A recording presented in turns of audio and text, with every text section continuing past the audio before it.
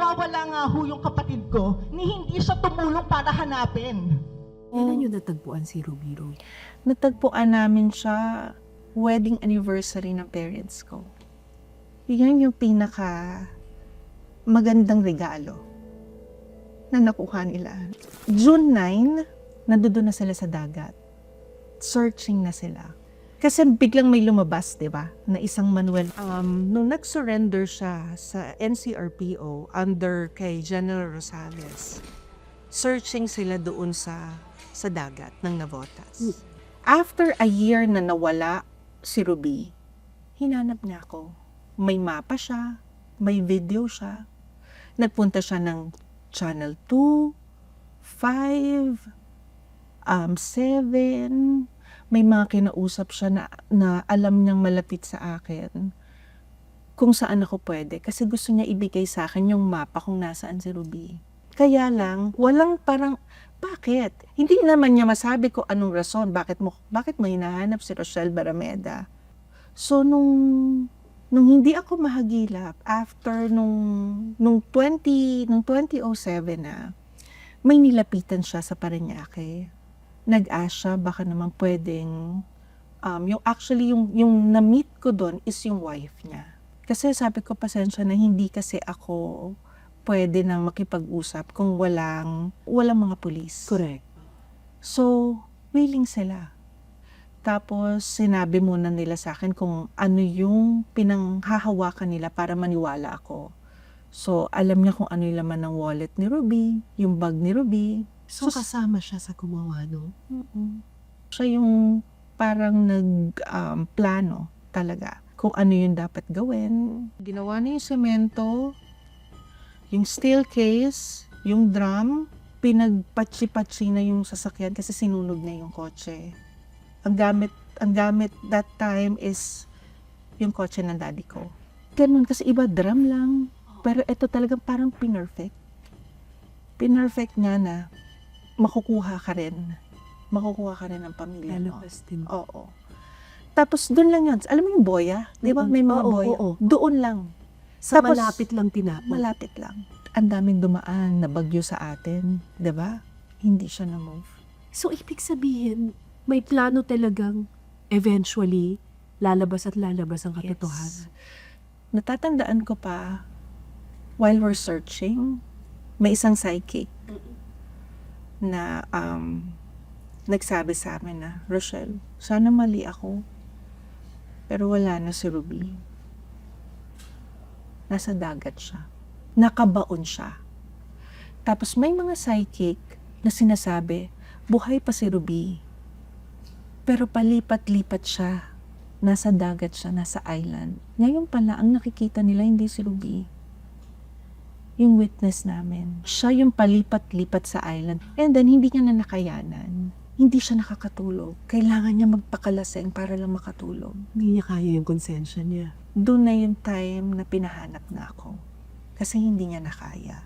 June 9, nakapa na yung case. Biglang tumindi yung alon. So, hindi siya nakuha. Hysterical ako. Kasi baka mawala. Nandiyan dyan eh. Tapos wala na. Ang ginawa nila, Colonel Francisco that time, nag-rent sila ng yacht. Yeah. Doon sila natulog.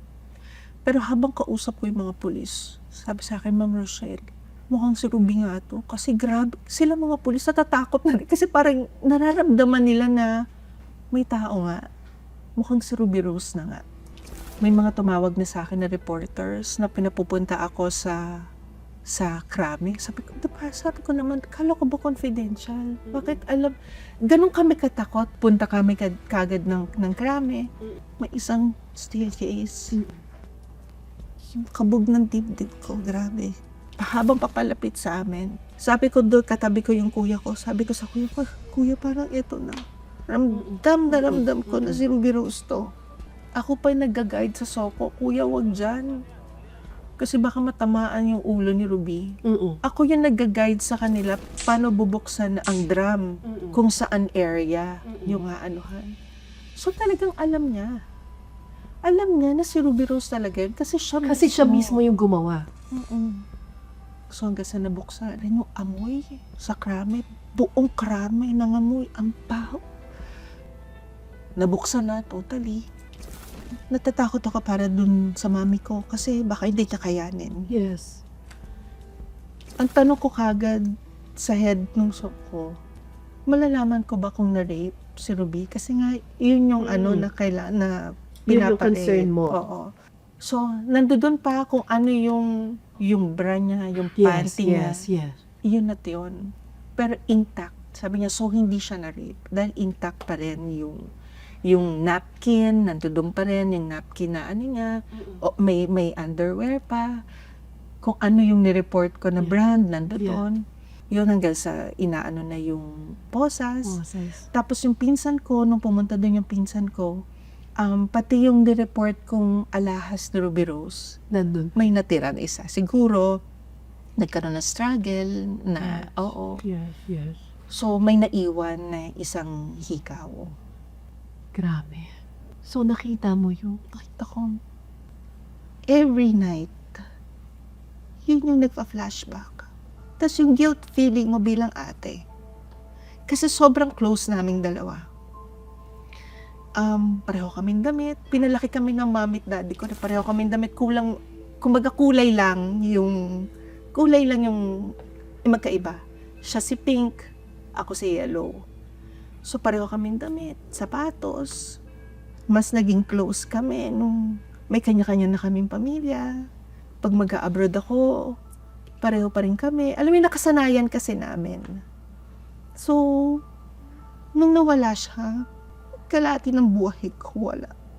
Dumating din sa point na muntik na kami maghiwalay ng asawa ko kasi yung time ko doon lang sa kaso. Nakafocus ako. Kumbaga, Kinilimutan mo pati career mo. hindi ako tumatanggap ng trabaho kasi ang focus ko, kailangan magkaroon ng justice yung kapatid ko. Uuwi ako, aalis ako ng bahay early morning. Babalik ako, tulog na yung mga anak ko. Tulog na asawa ko.